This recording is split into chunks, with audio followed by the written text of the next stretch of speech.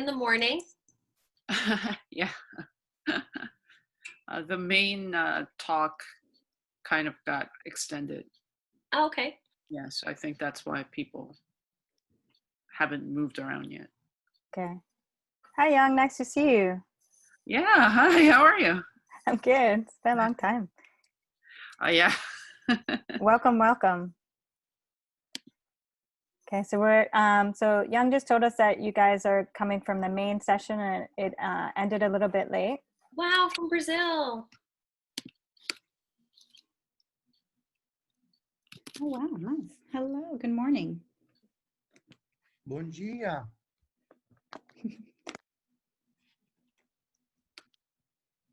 Bom dia. Okay, so we're just waiting for a few more people to kind of come in. Let us know where you're Zooming from.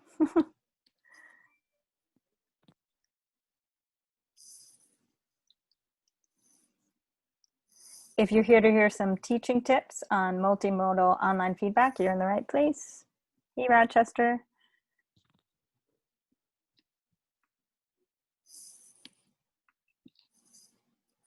Okay, I'm actually going to move to the kind of, standard TESOL slide that you guys might have seen as we're letting in some more folks.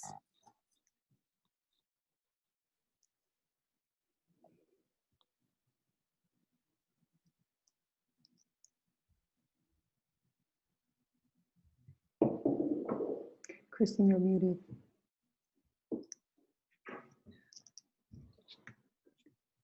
Hi, guys. So I just wanted to kind of leave this up as we're welcoming some more people into the session. You see that I just had myself on mute, so that's always good. So this is the kind of standard protocols that we're using. I'm sure you've seen it if you've gone to other kind of sessions. So please use the chat. If you just came in, let us know where you're Zooming from. And I'm going to go back to our first slide so you know that you're in the right place.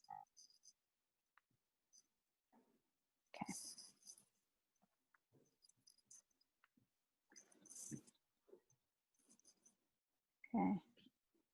See a few more people coming in. Welcome, welcome. So the format for teaching tips is generally that we're going to give you very practical kind of examples. And we'll give you plenty of time at the end to also ask questions. Sorry, I was a little distracted. I see that some more people coming in. So this is why we were kind of waiting just to start a little bit. And I know from one of the attendees that you guys wrapped up late from the keynote and opening session. So we're just gonna kind of pause a little bit. Oh yeah, there's a lot of people coming in now. Yeah. Mm-hmm. So go ahead and also tell us if you're familiar with, we are going to focus on, to keep it practical, we have some technologies that probably, I think some of you already may know. We have Peer Deck, Book Creator, and Flipgrid. So let us know if you're familiar with those in the chat, since we see a bunch of folks still entering.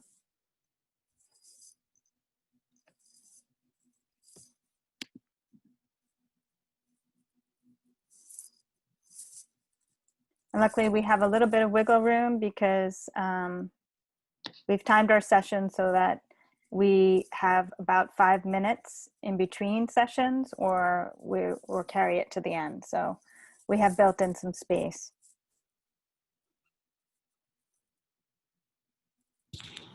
I see Haley really likes Peer Deck. Great. Jackie uses Flipgrid. Adriana knows them, Flipgrid and Peer Deck, and is maybe new to Book Creator. Okay.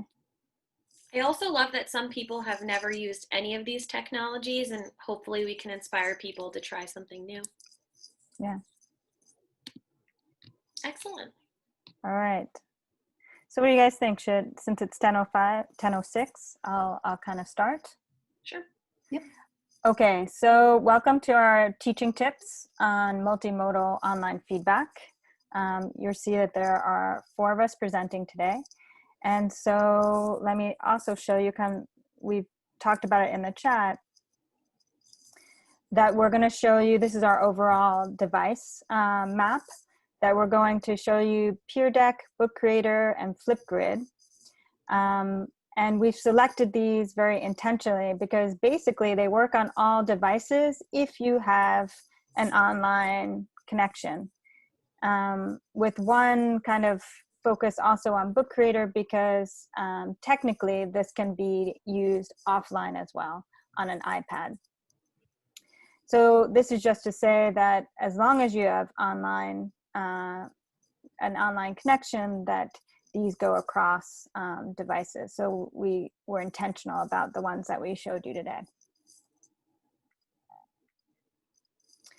And so this is generally like my take on feedback, and I think it's a good reminder. So it's a dynamic relationship, and it's negotiated through you know, the teacher, especially in these pandemic times. We often think, you know, it's me, I just haven't crafted my feedback clever enough or using the right technology. And then sometimes we spend lots of hours planning our online lessons, and we realize that maybe, no, I set it up beautifully, it's just the students. But the truth of it is that it's us. And so we're all in this together, and feedback is dynamic, and it only kind of works when we recognize that, you know, there will be ups and downs. And that's why I have this kind of little bitmoji of kind of tough love. It really is that negotiation. Sometimes the teacher can do everything perfectly. Sometimes the students can do everything perfectly, but it's very dynamic. And to that, we also have the added, now this kind of screen technology. So some of you might be feeling frustrated. Now it's just Zoom. It's these boxes that we're in. And it's very hard to do this dynamic relationship in such a flat platform. So what do we mean by multimodal online feedback? What you expect, that it's going to use animations, video, images, audio, written text, everything that we have at our disposal.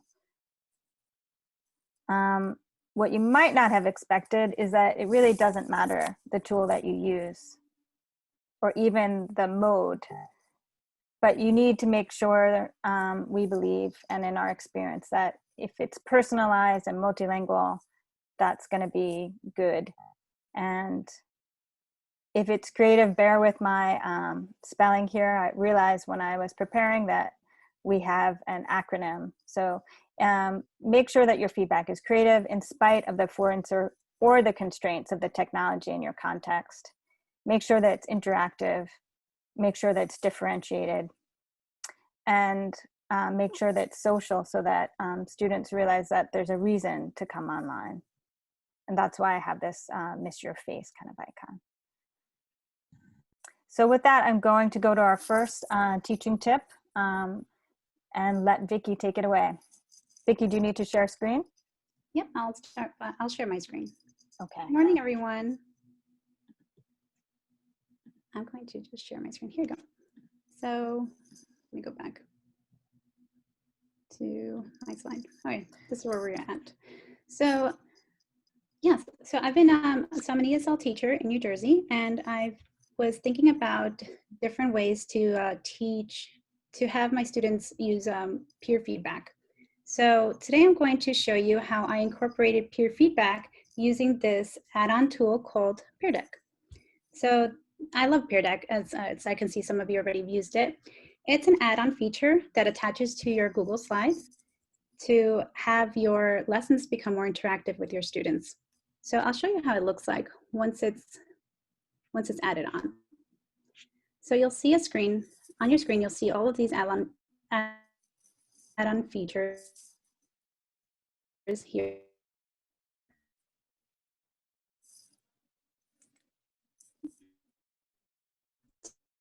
To have either answer by using multiple choice. And my 4th and 5th graders had just finished their realistic fiction writing unit.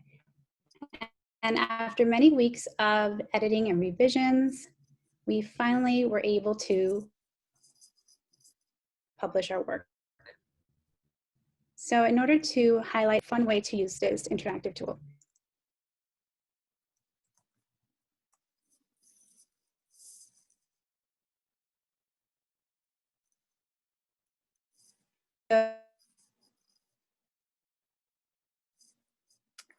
Okay. highlight different people, something like this. The presenter, I'm sorry? Vicky, I think Oh, sorry. it's the joy The other of, can you repeat that? I think it was pretty choppy. And if it remains choppy, we might jump to somebody else and then just kind of hope that your internet connection gets faster. There was a bit of a I'm lag. sorry. Okay. Oh, sorry about that. So do you want to So jump is it better in now? again? I think it is. Let's try again. Want to just back up maybe 2 minutes? Sure. Okay, sorry about that, everyone. I was up to here. This one? Right. So we were I'll just recap a little bit. So Sure. Just let me know where I left off. okay, so we were jumping right in to show you how Vicky uses Peer Deck, because I made the point that it doesn't really matter the technology, but we were going to try and make sure that it was creative, interactive, differentiated, and social. So especially Vicky's going to show us an example of how she uses Peer Deck to foster peer feedback in her classes. Okay, so sorry about that. I hope I'm not coming off choppy. If I am, then just please let me know, and then hopefully the internet works better. Okay, so again, so I'm going to go right into it. The way I created these is I created a slide, very simple. I just want to show you the little draggable features. This is not a student, this is a mentor text. This is just like an intro that I want the students to go into and to start playing around with it. It's very simple, it's very user-friendly. The students do not need to download Peer Deck, which is great. All they need to do is go on to joinpd.com, and then they'll be prompted to put in the code. This is, so on the top right here is the code that they would log into. And then once they're in, they're able to play around and use all these interactive features as I go along in my slides. So how does it look from the student's point of view? It looks like this. So as I'm presenting, they're dragging their draggables. In this case, they're showing where the dialogue is. Now to get to the peer feedback. Here we go. So now this is one of my students called Steve. And Steve wrote this, this realistic fiction writing. This is his page 2. I wanted to highlight his paragraph. And in this feature, the students are asked this multiple choice question. When they see it on their end, they'll have a multiple choice. The multiple choice will appear on this bar on the right. They'll choose it. Once they have selected their choice, I can see as a teacher, 2 of my 6 students have responded, and then I'll show it. So it shows it like in a poll format. As I continue, this is another nice feature in which they're able to show their work using a text. My directions are always in red. I ask the students to write which sentence they shows the characters thinking. So again, on their screen, they're answering in text form, and they are they're responding. And I usually tell them to write their name on, so when their responses come up, their name also comes up here. So it's a very nice feature in which I can see what they're responding, and they're also responding to each other at the same time. Now, I wanted to show you some other features that I really like about this. So there's this, as a student, right, they have this audio. So sometimes I wanted to show them how I wanted to include my own feedback to them, or even if I wanted to add directions. So when they click on this audio, they'll have this option on the bottom. I don't think you can see it, but there's a microphone icon that they can click on, and they can listen to the feedback I gave to them. So they are writing, therefore, I must write too. Steve thought, this is a very good use of quotation marks. So they have this audio feature, which is great. Now, another feature that I really love is this immersive reader. Again, on the bottom, they'll have an icon that looks like a book. They can click on it, and they'll have this feature in which they'll have the option to use a picture dictionary to translate to the language of their choice. So whichever language that they want, they're comfortable with. And then they'll have it translated over. Nightmare. And then they'll have it, well, is it not working? Or they can even have the whole thing translated. A different language. So any language that they want. Am I still coming up choppy, or is it okay? It's okay. Okay. Were you showing us the immersive reader? So I'm showing you the immersive reader and how the students are able to use this feature right here. Again, this is there is some training that goes along with it. So I use it. My students are Korean speakers mainly. So I use this with, so they translate in Korean. So they're able to go back. They'll have this picture dictionary option, and then they have they're able to listen to it in their own. Now, if they wanted to listen to the whole text, they'll open up this document and they can have the whole text written, read to them 롤러코스터 악몽 스티브에 의해 for more deeper understanding. And then they could always go back to the original text. So I'm not sure whether we saw I really like Peer Deck.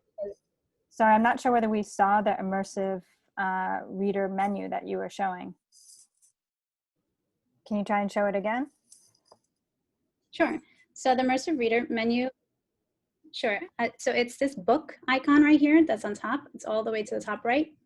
And it shows, so you can activate, the students are manipulate this part. They're able to open up this picture dictionary and then the translation of to the language of their choice. So if they're more comfortable in Spanish, they're able to open up that feature and then go back and have the translation for them there. And it even includes this picture dictionary.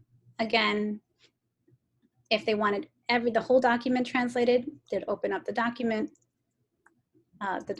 feature here. You click on that one, and then the Spanish version of it. There we go. And then they could always go back to the original.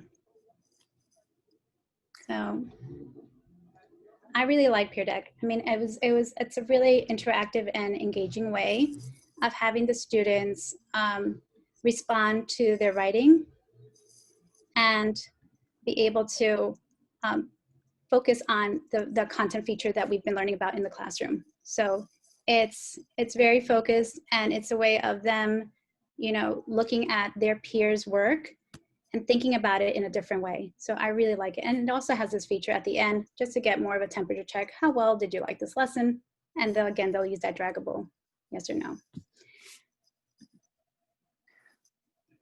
So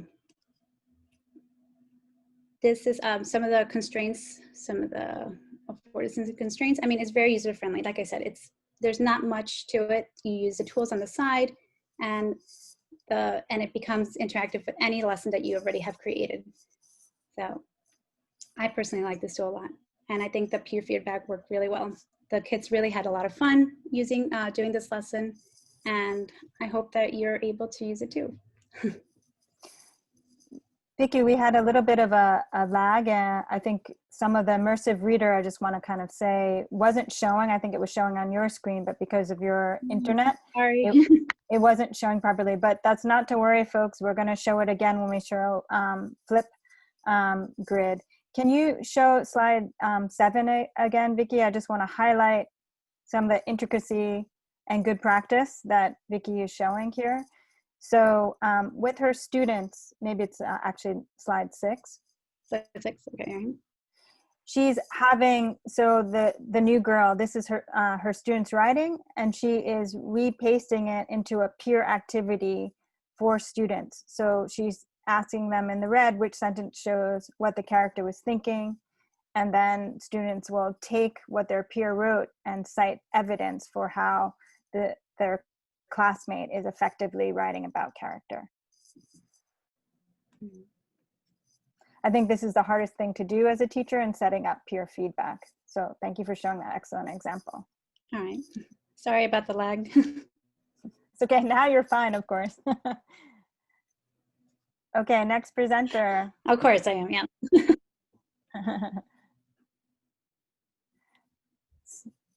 Can I, So I believe- can I start sharing my screen? Absolutely. So next, Areum's going to show, highlight how she uses Book Creator. So, hello, my name is Areum. I teach ninth grades in New York, and a lot of my students are low literacy as well as SLIFEs, which stands for students with limited and interrupted formal education. From previous experience with remote learning in the spring semester, I've learned that students miss instant feedback and a sense of communication that they had with teachers during remote learning. So to meet the needs of my SLIFE students, I've decided to use Book Creator to target several issues. And Book Creator allowed me to differentiate method of feedback by using an audio function, and it also helped me give individualized feedback to mimic an in-person setting from a classroom point of view.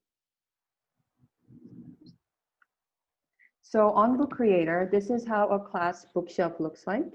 Right now, I have 16 students in this specific bookshelf, but they're not all from the same class. They are from different classes. I just use this one big bookshelf online to put everyone's work together in one place. And if we enter one of the students' book at this point, this is some of the pages that you will see. An assignment in the beginning, when the students receive it, it looks like what you see under before. And an assignment that is in progress with student work and my feedback will look like the one on the right side. So let me open up, it up. I'll open up a book and I'll show you what's happening while it's in progress. So this is right here. This right here is the book that I was showing earlier that's in progress right now. Maybe I can. Assignment initially will sound like this. I'm sorry, I have to play with the audio. Set. So I will give a student to work on a writing skill by giving an audio prompt. And what the student did was, after hearing the audio prompt, this is a sentence that he wrote after listening to my initial audio prompt. After reading his writing, I gave him a feedback. M-A-T-E is mate. So after hearing this feedback, what he wrote was, he rewrote the sentence and fixed his error by writing the correct sentence. And this goes on for a couple of pages a day as an assignment. This allows the students to feel like he is, even if he is working in a remote setting, this gives him a sense of communication with the teacher and also that instant feedback that they really like to have. So that's been a great method for me to give instant feedback and personalized feedback to my SLIFE students. So with Book Creator, what is good about Book Creator is that it is accessible on desktops and tablets. It also allows audio feedback for both students and teachers. So for instance, a lot of my SLIFE students, they can speak English, but they are unable to write. So for those students, when they have a feedback for me, or if they have a question, they can just easily use the audio function to ask me questions or to give me any feedbacks about their work or about my comments. Another cool feature in Book Creator, which is not shown here, is a speech to text function. That's been useful as well.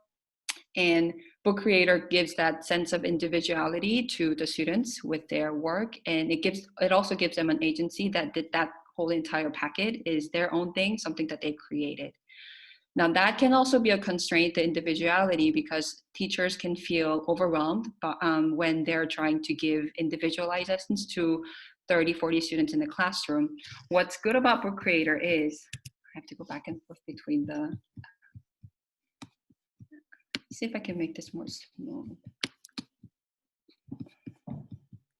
What's good about Book Creator is once you have a master book, for example, right here, I can show you my master book. So here in my my bookshelf, this is a collection of my teacher master books. So I've created I've created some sets over time. I've created sets of books that I use every year. And what you can do is when you go inside your teacher master book, you can select the pages that you want to copy, push into each student's individualized book. So for example, if I wanted to push in page 4 and page 5 to, not to everyone, but to, let's say, half of the students, and I can select the students that I want to push the pages into and copy the pages into those students. So that would reduce the time that it takes for teachers to give assignments or individualized differentiated assignments.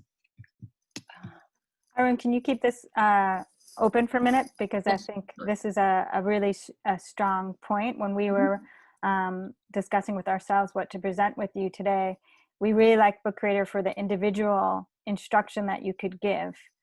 So you were saying that when you meet in person with your students, you make sure that they understand where their book is. And then in contrast to teachers who use Google Classroom, this is the main place that they go, and they know that you've assigned them more work because you've given them feedback and then more pages. Is that right? Mm-hmm. Yes, that's correct. Yep. Any questions while we're on this? Because I think it's sort of a hidden feature of Book Creator and something to, if you're new to it, as some people said coming in, why you would persist through the initial setup with students, because it can work very well individually, but you have to make sure that students see their individual book and know to kind of keep returning to that. Any questions? I just wanted to pause a little bit since this is a teaching tip session to see if we can catch up with you guys.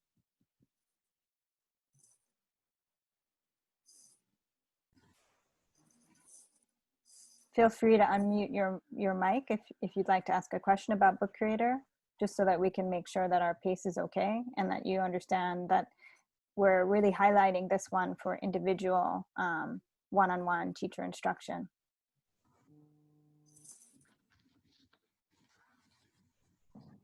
Or you can put it in the chat room and we can try to answer it if you later on, if it comes to your mind. Put it in the chat room and we'll be happy to answer your questions. Okay. There you go. How did you teach students to write their books?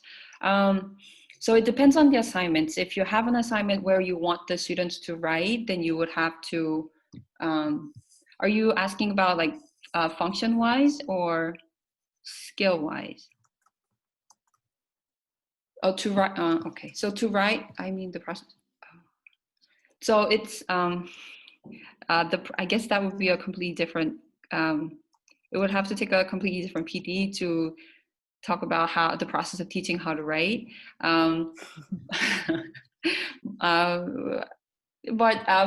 Technically, so so this is a book, so for this particular case, this is a book that they've read several times with me in class and also using Book Creator. I've copied the books imported the books into Book Creator, and we practiced reading together several times. So they recognize the letters, they recognize the words, the alphabets.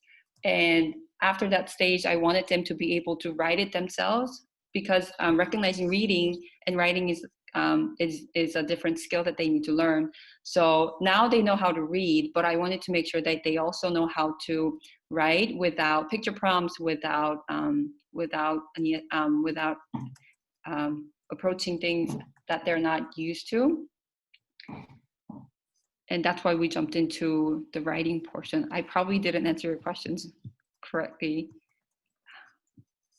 I'm looking at the questions. Is free? So this application is free. If you can get one free library with 60 books inside, what's good about Book Creator is that you can also share with, if you have a co-teacher, you guys can share a bookshelf. So if two people are teaching a class together, or even if you're teaching a class separately, you can share your bookshelves, and students from your classes can have books in both of your classes, but they won't be able to edit other students' work. You can give permission to specific students to have access to that specific book. Sure, we're getting questions about the level. And so you can see with Areum's screen here, Book Creator is very constructivist. So it can be used for any level of student because it starts as a blank book. And so whatever the teacher designs for that book is what the book will be. So in that sense, it's the tool that is the most constructivist that we're showing you here. This book can, yes, you can make one book, one master book, and assign that to different students. So you can make copies of individual pages, but you can also make copies of a whole entire book. And to answer the last question, not the last one, to answer one of the questions, my students are in 9th grade. They are not elementary school students. They are in 9th grade, but these students are the ones that have books in here right now. They are low literacy and SLIFE students.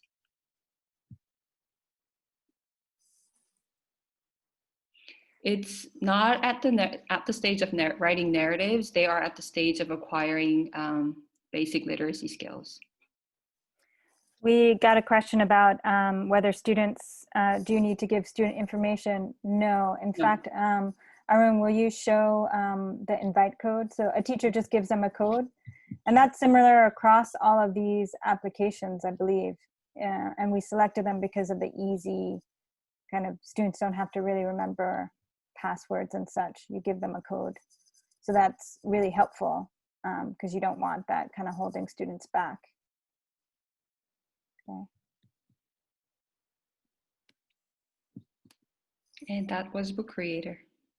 Okay, so I'm just going to briefly share the slides again. And I wanted to, draw some uses here. So you can see that here's me using Book Creator.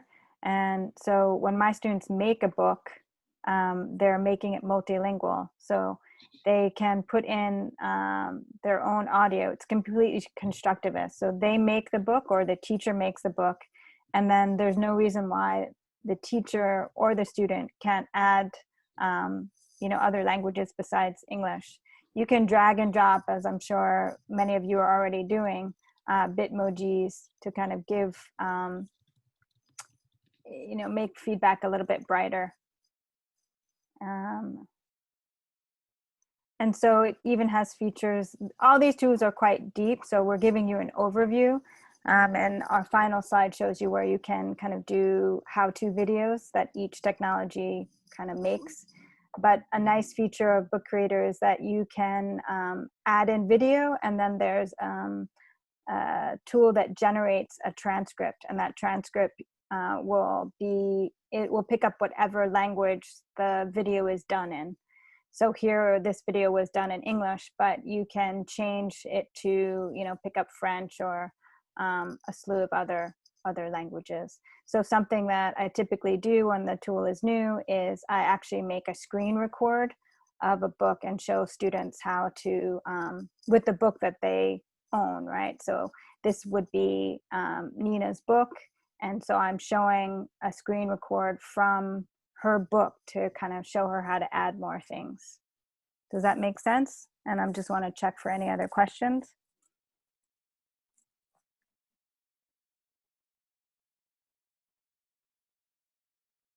Okay, so yeah, I think Book Creator, we're highlighting it as something individual. The teacher can very easily give individualized feedback, but there's no reason why it can't be used with small groups as well. It has a feature that lets students all work on the same book if they like as well. Okay. To show the third tool, I'm going to transition to Sheila, who's going to teach us about Flipgrid. Let me stop sharing my screen.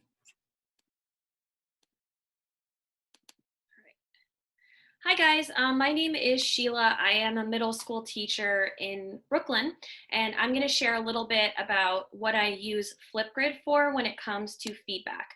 So I really like Flipgrid. It seems like most people on here have a little bit of experience with it, but Flipgrid is free. You can use it on a computer, an iPad, and a cell phone. You can post directly to your Google Classroom. It has a social media element to it where students can like one another's posts, they can comment. You can give feedback in many ways. You can write it, you can record it, and I actually really like the face-to-face element where students can see me because I am seeing students in person with a mask on. On Flipgrid, there's no mask. Some constraints that I've noticed is that students are pretty shy and they might not want to record themselves. However, because of the social media component, they are familiar with how to kind of make themselves appear on camera but cover themselves with an emoji. So on Flipgrid, you can give 3 types of feedback. You can use a video, record yourself. You can leave a public comment, which I really like the idea of students leaving feedback for one another, similar to Vicky's idea of peer feedback. And then you can also leave private comments. Next, you can create your own rubric. So on Flipgrid, there is a built-in basic rubric if you want to use it with ideas and production. But you can create your own. Mine is kind of based off of the NICESLAT, which is the New York test for English language learners, based on content and language. Some other features that are really cool are similar to things that have already been mentioned, is there are closed captions that you can have for students to read responses. You can download the captions, copy and paste them. There is an immersive reader function, and you can also speed up or slow down the pace for your learners, which might be super useful. So the example I'm going to show you today is from my 8th grade social studies class that is entirely made up of L's. Currently, we're working on a unit called A Changing Society and the Progressive Era, with a focus on immigration, specifically through Ellis Island. And the question that I posed for them is, how are the push and pull factors of immigration from 1890 to 1910 similar or different from those of today? Explain using examples. So quite easily on Flipgrid, I logged in with my Gmail address. I created a topic, which is that question, push and pull factors. You can include a video or an image to kind of help the students refer back to. And I'm going to show you an example from a student, an 8th grader named Victor. In 1890, one push factor is that people have a lack of jobs opportunities. Today, in the year 2020, that still exists. Oops. And again, underneath his video, you can see comments that students leave for one another. You can see the closed captions, and you can leave feedback. So I created a video using a very familiar format. I use Glow and Grow. I'm sure you use something similar in your classroom, either warm and cool feedback or Glow and Grow, but this is mine. Hey Victor, I really love some, sorry, I slowed down the speed. I don't normally sound that way. I'll put it back up to normal, but just to show you that you can slow it down and speed it up, but it sounds really weird if I.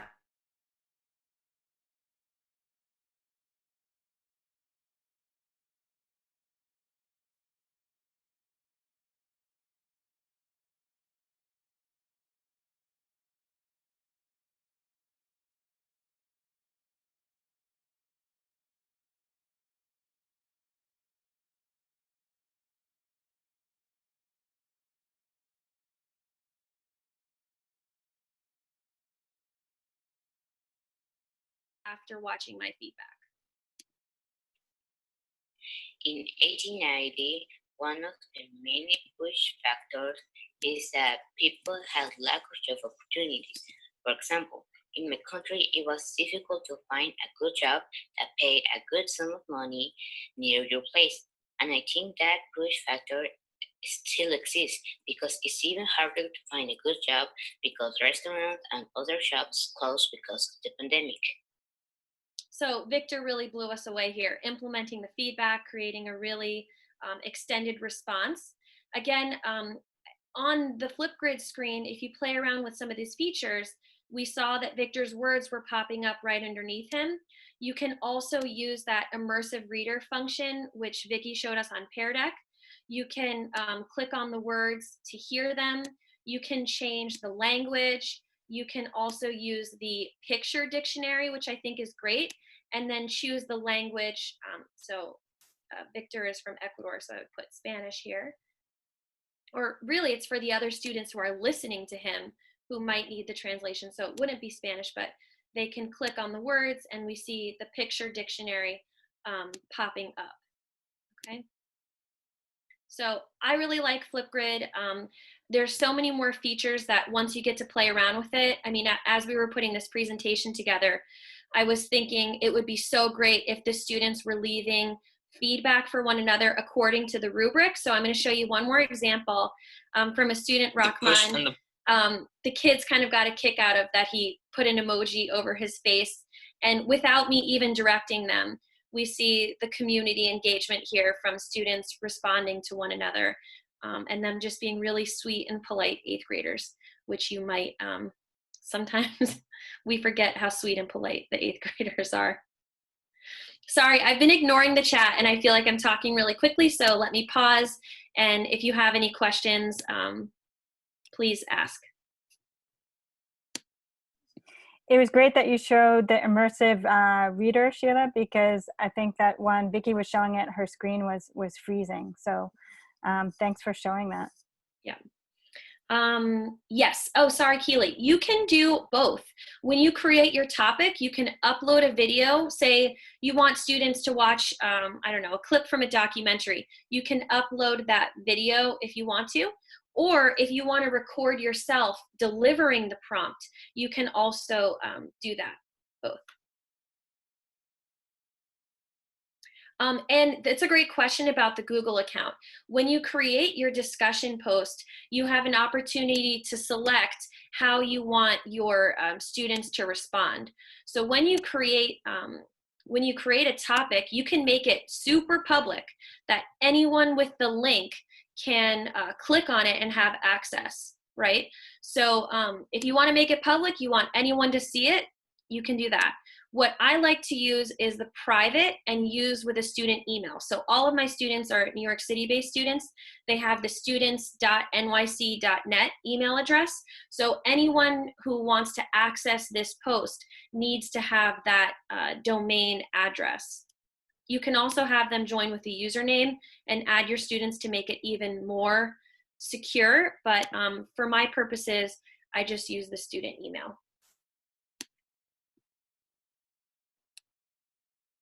And Sheila, that was covering Stacy's question about how students can view the feedback. Is that correct? Yes, yes. Okay. So when we were figuring out how to work with the feedback, it really worked with me copying the link of mine and then pasting it back to the Google Classroom just to redirect them as to the activity. We're getting some questions about Immersive Reader. Immersive Reader, I don't believe there's any setup. Guy was using a DOE iPad. It comes right up on the DOE iPad, and it's embedded in Flipgrid. Yeah, it's a really great feature that once you kind of play around with it, you can change all of these different things on the right-hand side. Text size, the font. You can even identify the parts of speech. You can do the syllables. If you want to, which is great for having the students practicing their speaking skills. And of course, you can add the picture dictionary and the translations, which I think is super important. Sheila, can you show us the icon to look for? Because I think it's in quite a few apps. There's a link at the end of our slides that show you the number of apps, but it's something that sometimes we miss. So just look for a little, it'll say Immersive Reader, or it'll have this little book on the application. Sorry. For here on Flipgrid, there's the closed captions, there's the settings, click Immersive Reader. Here you go. Yeah. And I think this would be really helpful when you're creating your topic, your discussion question. you can also use the immersive reader for the question. So like maybe for my entering or emerging students, we could have this translated into their native language. So maybe it would help them understand what I'm asking for. And Sheila, when you showed us the peer feedback, I remember when we were preparing, we saw that happily students had looked at one post 300 times. Yeah, this whole post has been viewed like over 300 times. Yeah, let me play the immersive reader so that you can see. I'll do that in, I think in English would be best. Yeah, people had asked how accurate it was. So in our testing, the languages that we know, we find it very good. Yeah, let me play it. How are the push/pull factors from 1890 to 1910 similar or different from those of today? Explain. And then even more, if you want to get even more fancy with the immersive reader, you can slow it down and change this to a male voice. How are the push/pull factors? That's not great, but you know, I think the biggest takeaway from this is using all of these different, and we were kind of talking about this with our group, is playing around with the tools in Book Creator, Flipgrid, whatever you're using, and seeing that these options are available, not only to us, but really training the students to take ownership and say, oh, let me try and, you know, resolve this on my own and push myself to think of what else I might be able to do.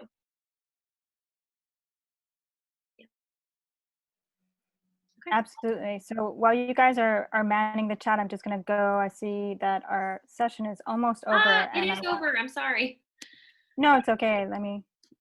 So I have it up on my, I'll stop sharing. You can do it. Sorry, Christine. No worries. Let me make sure that's in. Okay. So again, as Sheila was saying, definitely all these tools will let you make a video. And so if you can show your students with a screen capture video and have some of your feedback, get them actually engaged in the technology, that will go a long way. I hear a lot from teachers that one of the issues is that the students are still learning the technology. Their technological literacy is holding them back. So you certainly, in terms of feedback, a new feedback with the pandemic is on how to use the technology itself.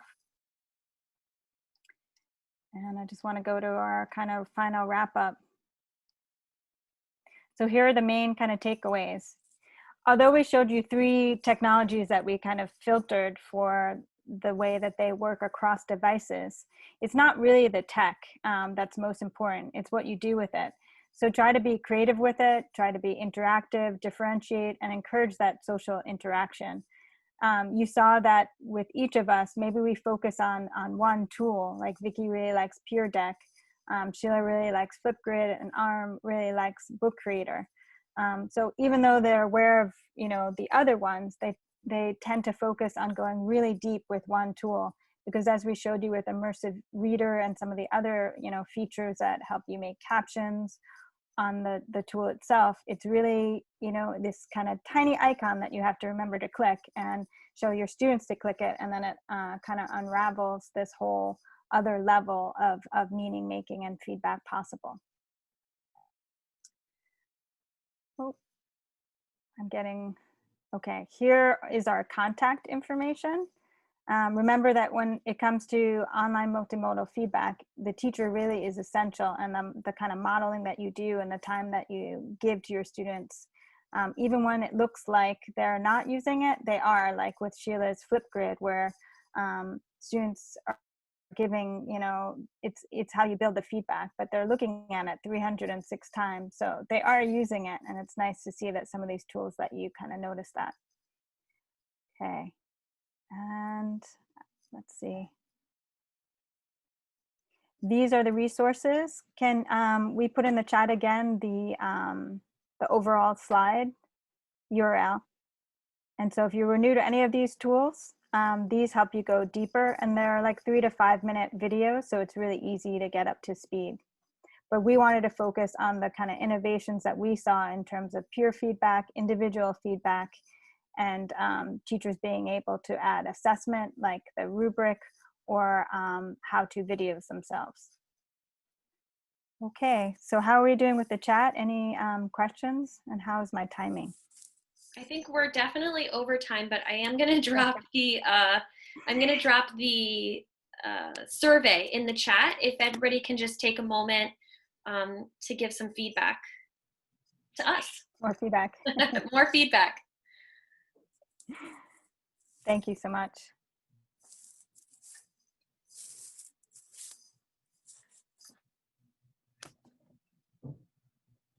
Thank you all so much for being here today. It was such a lovely morning. So inspiring with my co-presenters here. Thank you. And sorry for the lag. Yeah. Will the slideshow be in the conference homepage, or is it just a link that we gave out in the beginning? Yes, it would be on the conference homepage as a PDF. I'm not sure why it's not loading yet, but it will definitely be there. And so that's nice for those links at the end, kind of showing you, you know, links to kind of watch those shorter videos. I really like lynda.com always, and that's linked with a public library card. So even if it asks you to pay money, just know that if you use your library subscription, lynda.com is free. And they let you go right in, like, okay, I'm wondering, how did I use Immersive Reader in that program? You can go right in and watch a 3-minute video instead of, I don't know, searching online. They're very professionally done. And so just kind of show you what I'm talking about again. Let's see if I can go back. This lynda.com is an excellent resource. What will the name of the file be on Google Drive? I think it's just going to be the name of our presentation, Multimodal Online Feedback. Do you guys want to put the link again for the slides, just so that, you know, maybe you open up now and one last thing for you to look for later?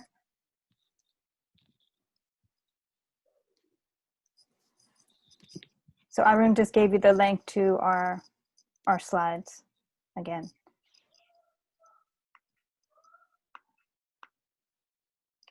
Let me just, can anyone double check that in case? Yeah, I'm checking it right now. Yes. Yep, it's our slides. Okay. Yeah, I checked it too. Okay.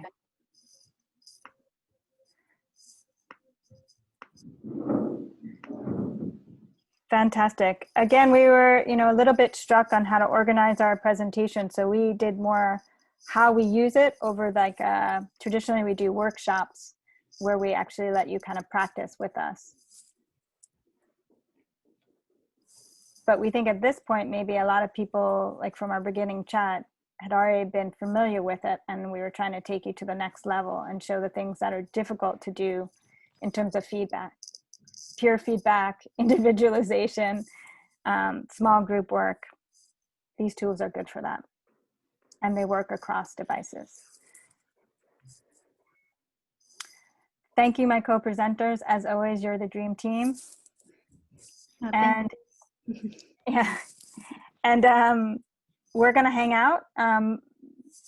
So please feel free to unmute your mic, ask any questions. If not, enjoy the rest of the conference, y'all. Thank you so much for coming today. Thank Thank you. Bye.